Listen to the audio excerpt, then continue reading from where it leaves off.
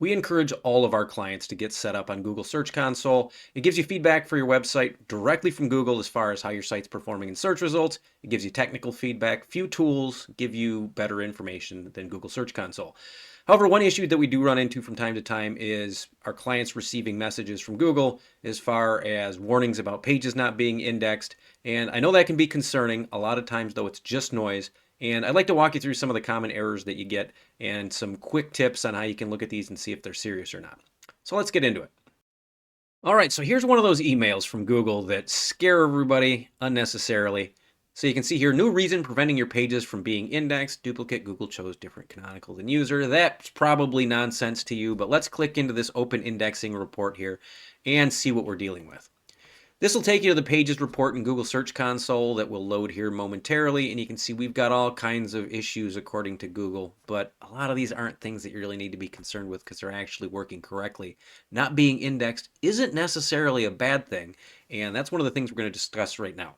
So page with redirect is the first thing on here. You can see we've got 559 of these. That sounds like it's a big deal, right? But the reality is our site's been alive for almost 20 years now, and there's been tons of iterations of it. We've had thousands of pages of content, and over the course of time, things move. And when things move and change URLs and page addresses, what you're going to want to do is put in a redirect so you can tell Google, hey, this page doesn't live here anymore. It's got a new home. So you click into this report, you can see the individual URLs that Google's talking about here. And the first one is our contact page. That looks like a real URL, right? And the truth is, it used to be, but then we changed it to contact-us. If you click on this little icon over here that says open in a new tab, you can see what happens when you try to reach that contact page. It suddenly turns into contact us, which is its new home. So Google doesn't have the contact page in its index because it's not supposed to. We're redirecting users and Google to its new home. So this is fine. All 500 plus of these are doing exactly what they're supposed to do, and it's not anything to be concerned about. So more often than not, pages with redirects, when you see that as the reason, it's not something you're going to need to be concerned about. So the next one here is also usually not something you need to deal with either. So alternate page with proper canonical tag. A canonical tag is a tool that tells Google, hey, we've got multiple versions of content on multiple pages, right? Or the same content on multiple pages. So you might have a press release, right, that lives on your blog. It may live in different sections of a news area on your website, but you might have 3 or 4 versions of a page that all have the exact same content.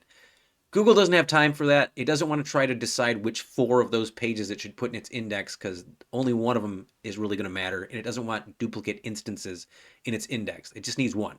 So a canonical tag just tells Google, this is the only one to pay attention to. Run with that. And don't spend time trying to crawl these other pages because they're all the same as this one. So that's doing what it's supposed to do there, and a lot of your content management system is going to do this automatically. So again, more often than not, this isn't a big deal, not something to worry about. Blocked by robots.txt. This is another thing where you're just telling Google, I don't want certain things to be in your index, and you can go check that out on your site quick. This probably won't make a whole lot of sense to you, but the reality is you're just telling crawlers that come to your site what to look at, what not to do. Robots.txt file is just instructions for them. So you can see we've got a disallow command here for tag, right? So any pages that have this slash tag slash in them, we don't want you to put in your index. We don't want you to crawl it. So by telling Google we don't want those tag pages, and you can see what happens here when we look at the blocked by robots.txt file in the report, tag, tag, tag, tag, tag, tag, tag. We have a WordPress site, and it creates tag pages if you add tags, which have some utility, but these pages really aren't useful. If you go to these pages, they don't have enough information on them. We don't want people to reach them, and we don't want Google to spend time on them. So we tell Google, don't pay attention to these, and they don't. Great.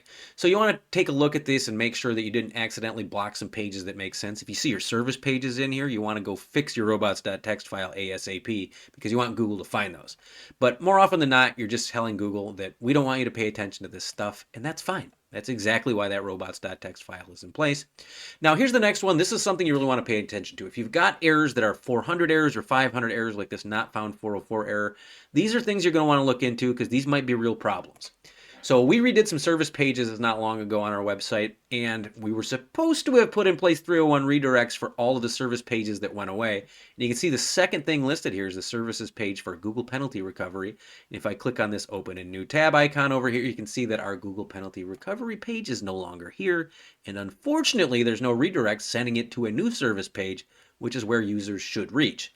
So that's a problem. Google's not going to like that. If there's a link floating around somewhere else on the web and somebody follows it and they land on a 404 page, they're not going to like it either.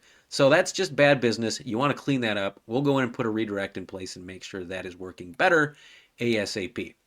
Now, one of the big issues here that we run into, though, especially if your site's been around for a long time and it's a bigger site, Google unfortunately just hallucinates and puts some random things in here for no apparent reason whatsoever. So you can see this page doesn't look like a real page. This isn't something we ever made, I can promise you that. And if you click on this inspect icon over here, you can retrieve some data from Google and get a little bit more of an idea of where this comes from. If you see a referring page from another website, maybe somebody accidentally linked to the wrong page, and then you're going to want to put a redirect in for that page anyhow. But you can see here Google says it's not in our sitemap, and these referring pages are from our own website or old versions of our website, and we never made any of these pages, right? So this is just sort of a hallucination or just bad data that gets into Google's database. And unfortunately, there's no real way to clean it out, and you just have to sort of just not pay attention to these and work around those as you try to pay attention to the real issues that you find in these 400 and 500 page errors. So those are the big ones. If you see 400 and 500 again, those are the ones you really want to pay attention to. If you see something excluded by no index tag, a no index tag is just a tag you can put on a page, and which is just there to tell Google, we don't want this page indexed. So you might have an author page, for example, and you just don't want Google to have your author pages in because you want them to focus on the blog posts, for example. And that's fine. Add a no index tag there. But again, just like the robots.txt file, you may want to take a peek once in a while and just make sure you're not no indexing pages that are supposed to be in Google's index. And if so, you can go in and adjust those pages and make sure that you don't give Google this command. So the last two here that we want to pay attention to are currently not indexed, but for two different reasons. The first one is crawled, and that means Google's crawler has actually gone through the page and just decided it's not going to index your page. So if you go into this and you see a bunch of pages that are your service pages or again blog posts you spend a lot of time on, you might want to think, maybe I need to get rid of this page because it's not valuable. Or again, you'll see here in our case, Google's just looking at pages that we never made. These are all nonsense URLs. We didn't build these.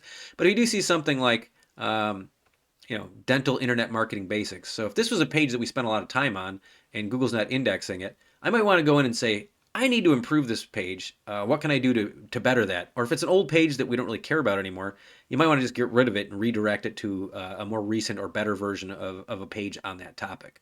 But again, that's content that Google has found and has just decided not to put in the index. The other one here is discovered and currently not indexed. That means Google knows the URL exists, but they haven't spent time crawling it yet. So if you've got a page in here that you want to get indexed, here's a quick trick that you can do. So this first one listed for us is Get to Know Google Search Console Insights. You can copy this URL and actually pop it into this inspect tool up here, and you can tell Google to retrieve data for this, and you can see it's not on Google, and you can request indexing here. And then Google test it, and this is a way to sort of submit it in Google and try to push it back into Google's queue and see if they're going to pay attention to it.